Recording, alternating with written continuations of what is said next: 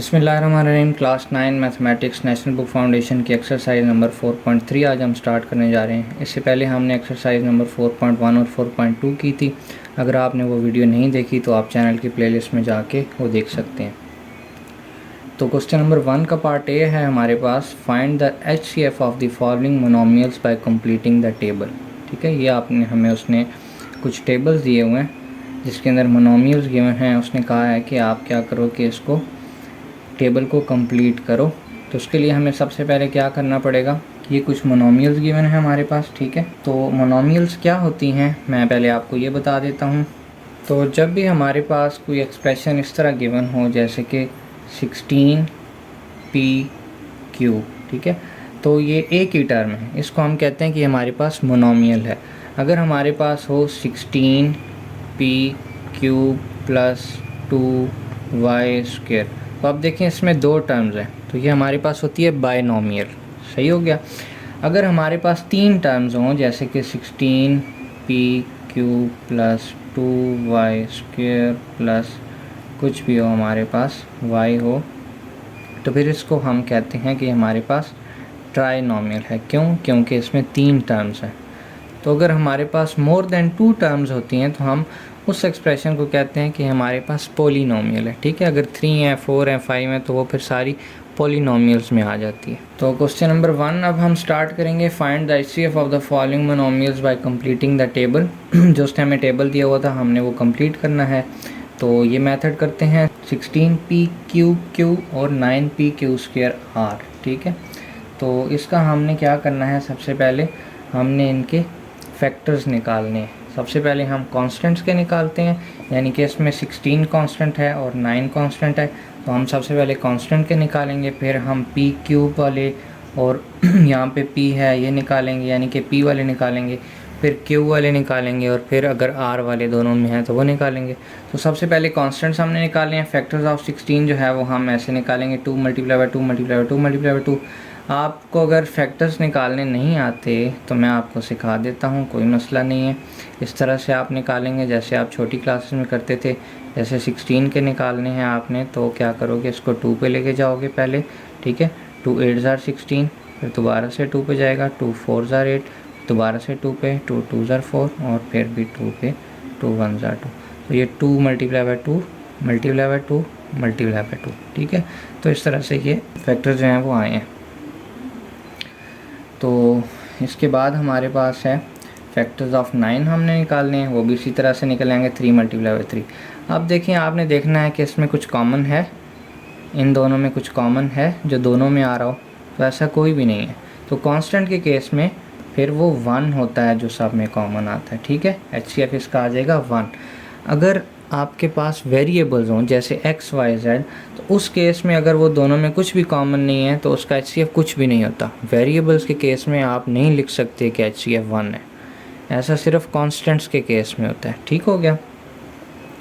तो इसके बाद हमने अब कांस्टेंट कर लिया। आप देखें हम p वाली तरफ आते हैं, तो p³ है इधर और इधर सिर्फ p है, तो इन दोनों के हम फैक्टर्स निकालेंगे। तो HCF ऑफ p हमने फाइंड करना है, तो p³ और p हमारे पास हैं। अब p³ के फैक्टर निकालेंगे हम, तो क्या आएगा, p × p, और सिंपल p का जो फैक्टर हैं वो p है। अब देखें इसमें कॉमन क्या है, इसमें जो है ये p कॉमन है। ठीक हो गया, ये p इसमें कॉमन है, तो इसका HCF क्या बन जाएगा, p इसका HCF बन जाएगा ये। नेक्स्ट हमारे पास क्या है, q वाली टर्म्स। तो एक देखें q यहाँ पे है, दूसरा q² यहाँ पे है, तो q² और q का हमने अब फैक्टर्स निकालने हैं। तो q का फैक्टर जो है वो q है और q² को हम लिखेंगे q × q। तो अब देखें इसमें कॉमन क्या है इन दोनों में, तो ये देखें ये q जो है ये इन दोनों में कॉमन है। सही हो गया। तो इसका HCF हम क्या लिख देंगे, ये q इसका HCF है। नेक्स्ट हमारे पास है HCF ऑफ r। तो मैंने आपको बताया है अभी कि HCF ऑफ r फाइंड करने के लिए आप देखोगे कि r है, यहाँ पे तो r है लेकिन यहाँ पे r नहीं है। ठीक हो गया। तो ऐसे केस में HCF ऑफ r कुछ भी नहीं होगा। हाँ, अगर ये r के बजाय कोई नंबर होता, जैसे यहाँ पे 9 होता, वहाँ पे 5 होता और उसमें कुछ भी कॉमन नहीं आ रहा अगर, तो फिर हम लिखेंगे कि इनका HCF क्या है, 1 है। ठीक हो गया। लेकिन यहाँ पे इसका HCF कुछ भी नहीं होगा। अच्छा जी, अब नेक्स्ट लास्ट पे हमारे पास रिक्वायर्ड HCF। तो आपने क्या करना है, इन सब का जो सेपरेट हमारे पास HCF आया है, जैसे इसका 1 आया है, इसका P आया है, इसका Q आया है, इन सब को आपने मल्टीप्लाई करके एक HCF में लिख देना है। तो 1 multiply by P multiply by Q क्या बन जाएगा, PQ। तो रिक्वायर्ड HCF हमारे पास क्या है, इन दोनों मोनोमियल्स का PQ है। ठीक हो गया। नेक्स्ट पार्ट 2 है 10p cube Q square r, 5p square Q r and 15p square Q r square. तो बिल्कुल इसी तरह हम सबसे पहला स्टेप हमारा क्या होता है कि हमने HCF फाइंड करना है कॉन्स्टेंट्स का या न्यूमेरिकल कोएफिशिएंट्स का। ठीक हो गया। तो इनमें क्या है, 10 है, 5 है, 15 है।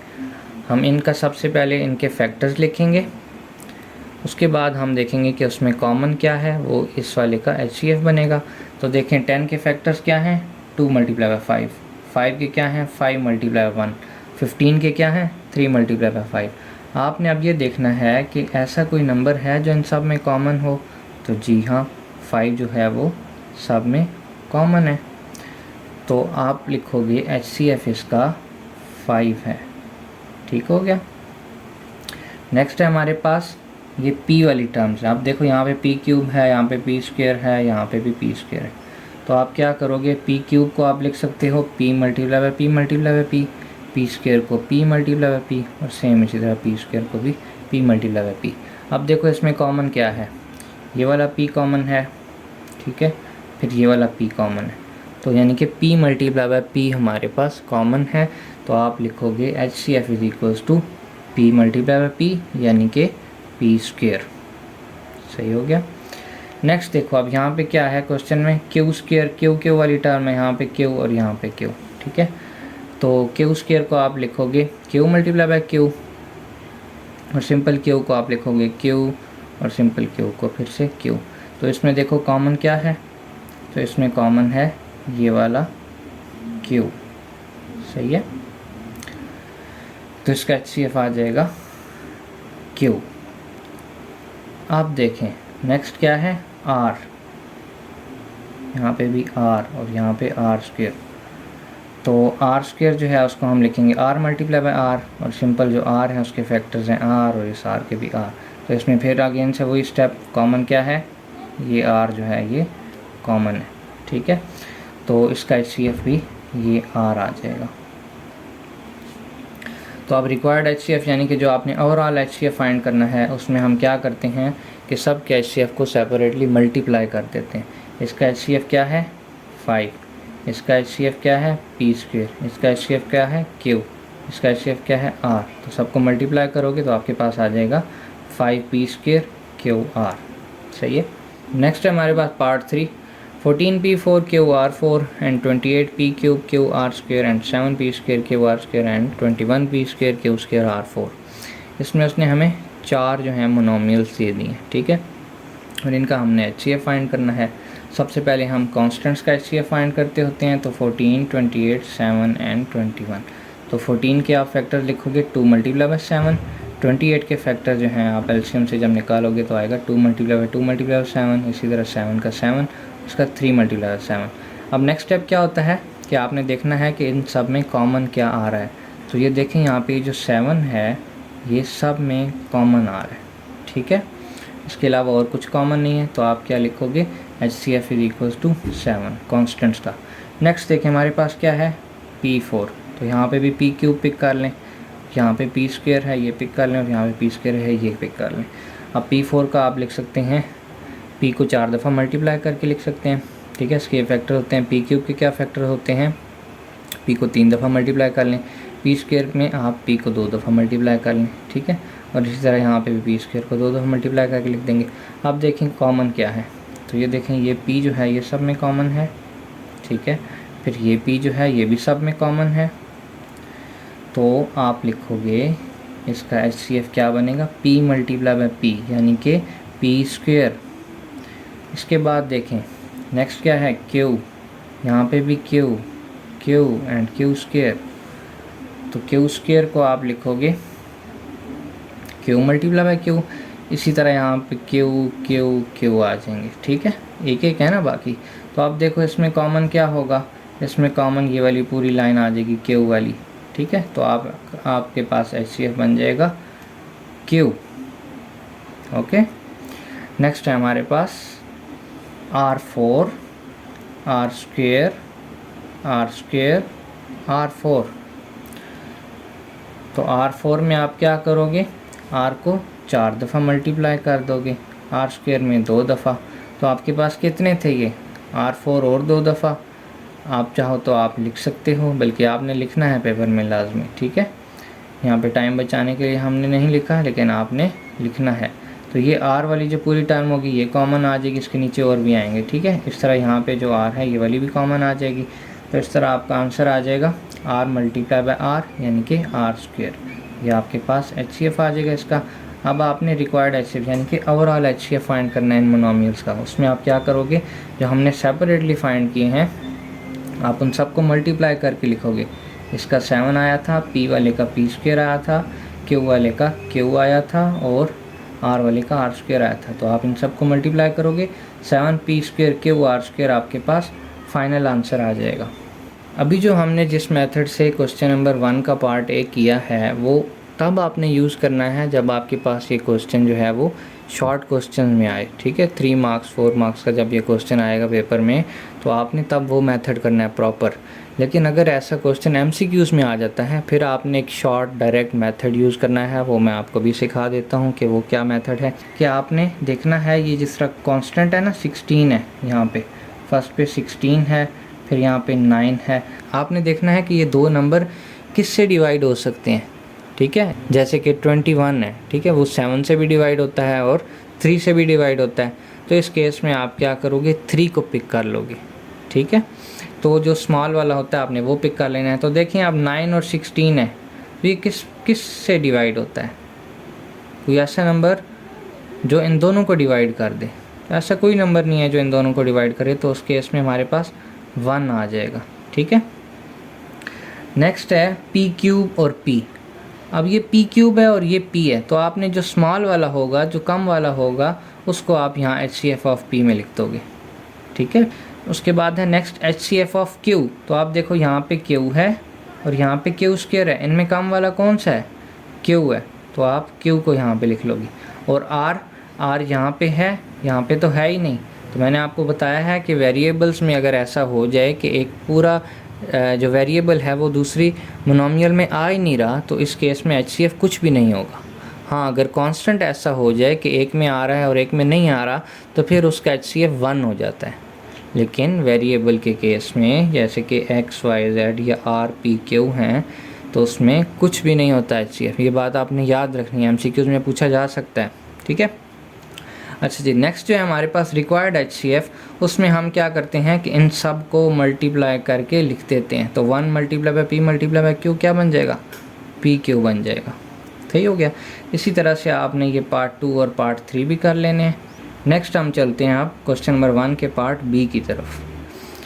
पार्ट B है, if all common factors with least power of 3 unknown polynomials are 2 square 3 PQ and P plus Q whole square, then what would be their HCF।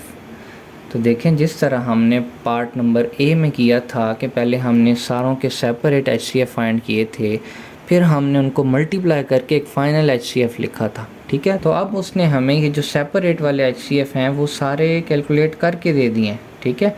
और उसने कहा है कि आप इनका HCF फाइंड करें। तो हमने अब इनका HCF फाइंड करने के लिए क्या करना है, इन सब को आपस में मल्टीप्लाई कर देना है, बस और कुछ भी नहीं करना। तो 2 square multiply by 3 multiply by PQ multiply by P plus Q whole square. तो 4 मल्टीप्लाई बाय 3, 2 की पावर कर देना, 2 to the 4 multiply by 3 PQ into P plus Q whole square. और एंड पे 4 को 3 से मल्टीप्लाई करके 12 बना दें, और ये बाकी चीज़ सारी साथ में ऐसे ही आ जाएगी। तो ये इनका HCF कैलकुलेट हो जाएगा। पार्ट C है, write any 2 polynomials of your choice having HCF as 1। वो हमें कह रहा है कि ऐसी कोई भी 2 पॉलिनोमियल्स लिख दें जिनका HCF 1 हो, यानी कि उनमें कुछ भी कॉमन ना हो। तो आप ऐसी कोई भी पॉलिनोमियल लिख सकते हैं। मैंने जो लिखी है मैंने ये लिखी है, मैं आपको समझा देता हूँ। X plus y whole square and x minus y whole square, ठीक है। X plus y whole square को तो आप लिख सकते हो एक्स प्लस वाई, ठीक है, into x plus Y,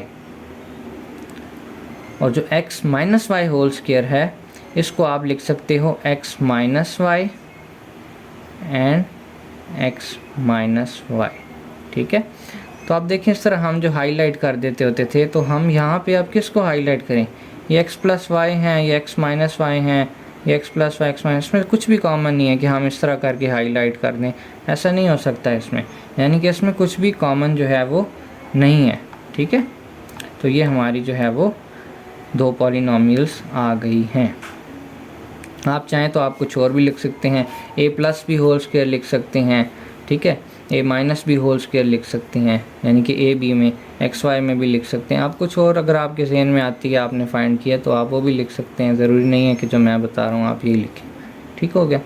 part number d है, the only common factor of two polynomial is M minus n and the only uncommon factor is M square plus N square, यानी कि उसने कहा है कि कोई दो पॉलिनॉमियल्स हैं जिसमें एम माइनस एन जो है वो कॉमन फैक्टर है, यानी कि एम माइनस एन जो है वो दोनों में है, यानी कि अगर आप मैं लिखूँ ये पॉलिनॉमियल 1 है, ये पॉलिनॉमियल नंबर 2 है, तो एम माइनस एन कॉमन है, यानी कि एम माइनस एन जो है वो इसमें भी है और पॉलिनॉमियल नंबर 2 में भी है, दोनों में होगा तो कॉमन होगा ना, वो जाहिर सी बात है। और उसके बाद कहता है कि जो m square plus N square है ये अनकॉमन फैक्टर है, यानी कि ये किसी एक के साथ होगा, तो हम 1 के साथ लिख सकते हैं m square plus N square, ठीक है, m square plus N square.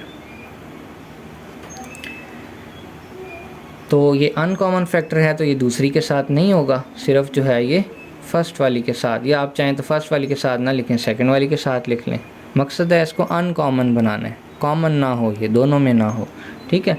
तो दो आपने पॉलिनॉमियल फाइंड करनी थी, तो ये आपने पॉलिनॉमियल्स फाइंड कर लिए, ठीक है, फर्स्ट पॉलिनॉमियल ये, सेकंड पॉलिनॉमियल ये।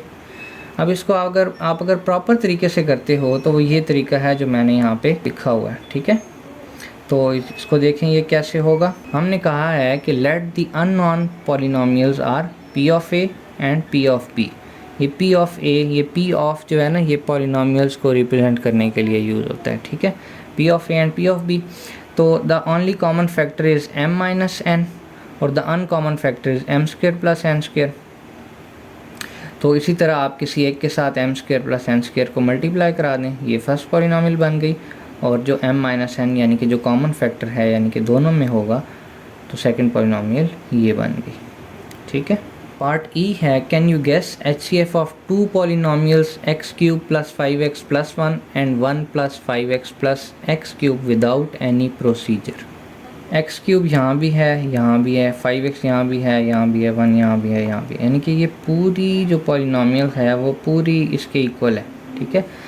तो जब भी इक्वल हो जाएं दो पॉलिनॉमियल्स तो उनका HCF जो है वो खुद ही होती हैं, ठीक है। तो इसका HCF यही आ जाएगा, x cube plus 5x plus 1, ठीक है।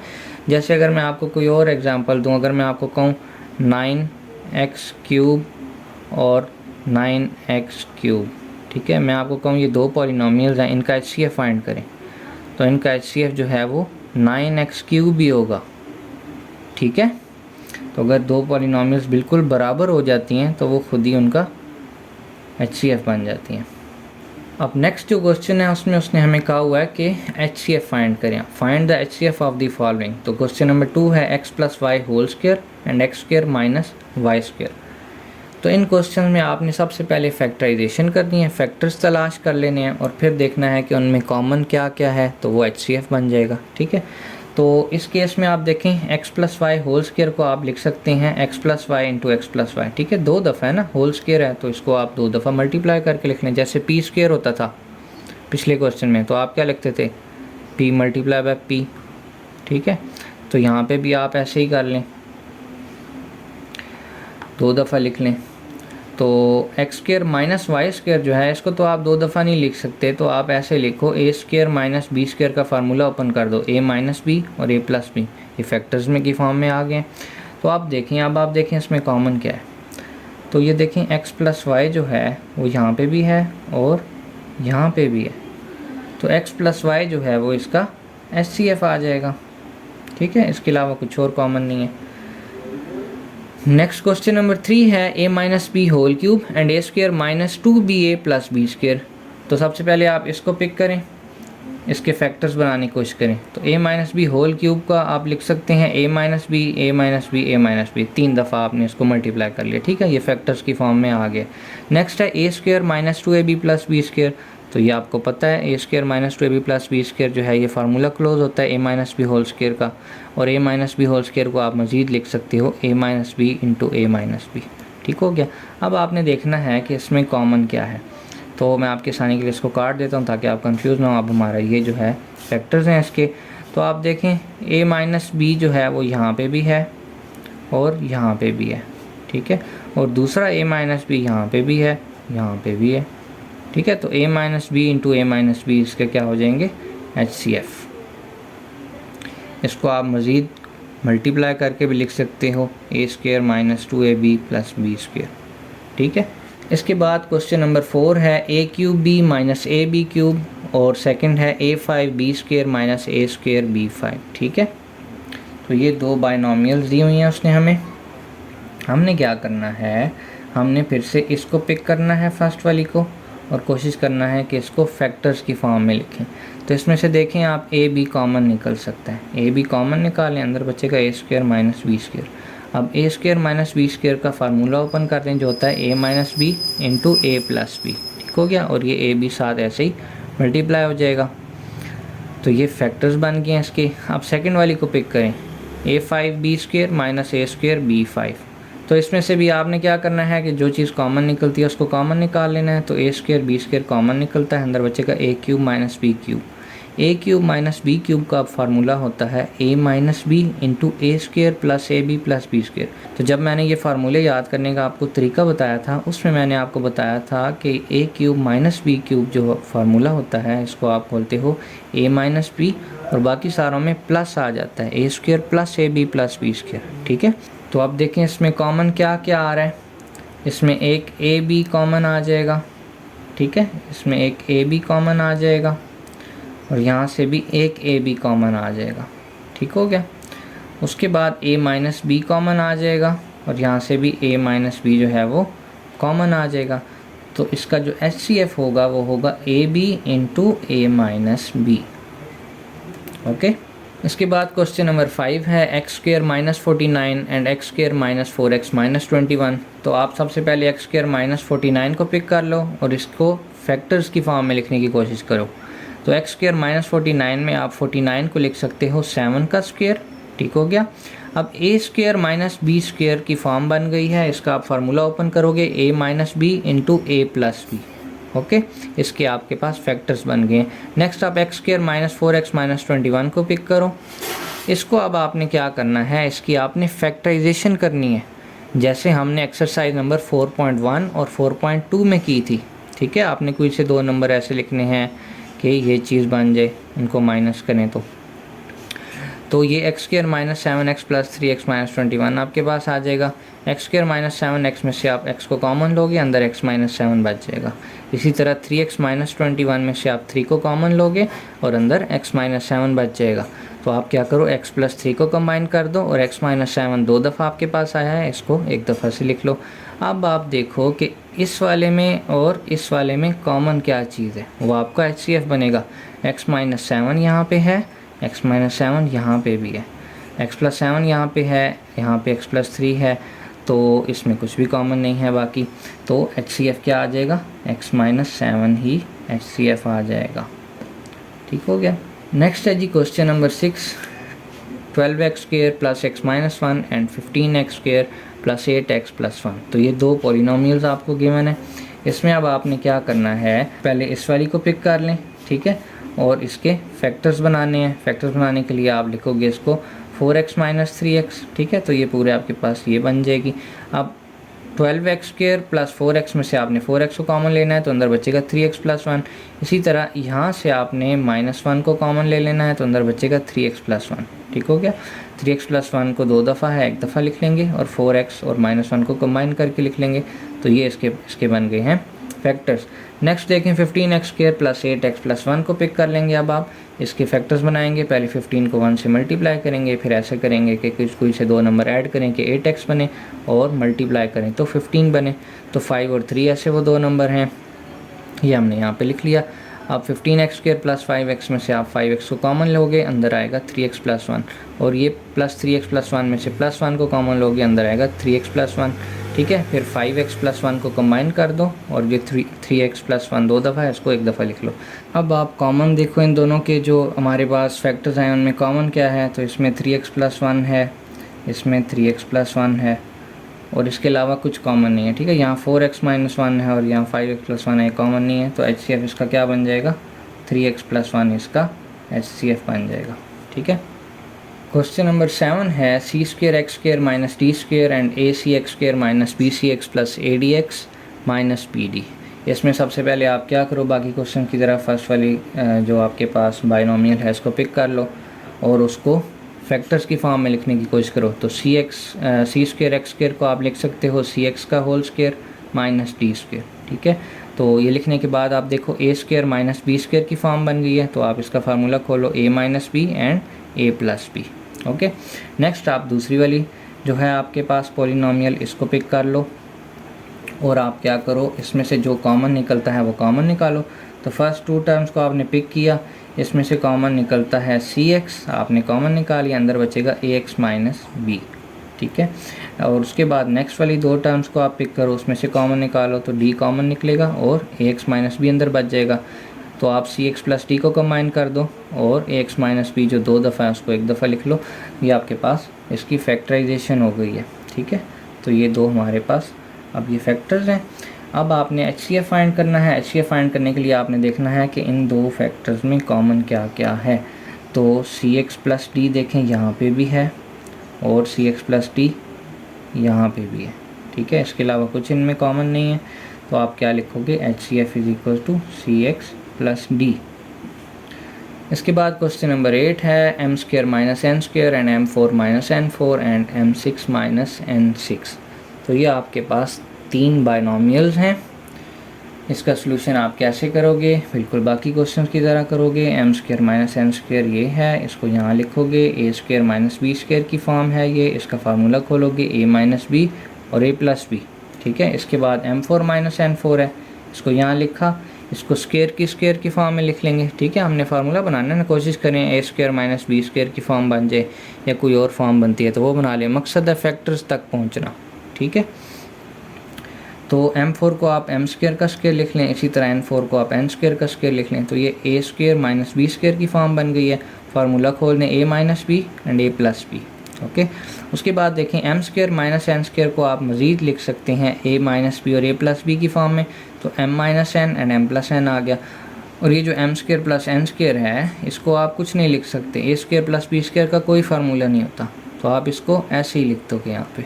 ये अब इसके क्या बन गए, फैक्टर्स। ठीक है, नेक्स्ट अब है हमारे पास m6 माइनस n6। इसी तरह इसको भी फार्मूले की फॉर्म लिखने की कोशिश करें, m³ का स्क्वायर लिख लें और n³ का स्क्वायर लिख लें। ठीक है, 3 को 2 से मल्टीप्लाई करें अगर तो वापस 6 बनता है ना, तो ऐसे आप लिख सकते हैं। तो a² माइनस b² का फार्मूला खोलें, a minus b and a plus b, और फिर a³ माइनस b³ के जो ये फॉर्म है, जो फार्मूला है, इसको आप खोलते हो a minus b and a² plus a b plus b²। ठीक है, यहाँ a जो है वो m है और b जो है वो n है, तो आप इसके अकॉर्डिंग इसको खोल लें। फिर है जी m³ प्लस n³, इसका भी यही फार्मूला होता है a plus b into a² minus a b plus b²। ठीक है, जहाँ यहाँ प्लस आएगा तो यहाँ भी प्लस आएगा, लेकिन यहाँ माइनस आएगा, और जब यहाँ माइनस है तो यहाँ तो माइनस आएगा, लेकिन बाकी सब में प्लस प्लस प्लस आएगा। ठीक है, तो ये मैंने बड़ी डिटेल से समझाया अपनी प्रीवियस वीडियो में। आपको अगर ये भी याद नहीं हो रहे फार्मूलाज तो आप वो वीडियो जाके दे सकते हैं, उसमें ट्रिक्स हैं बहुत सारी, ताकि आप आसानी से याद रख सकें फार्मूलाज को।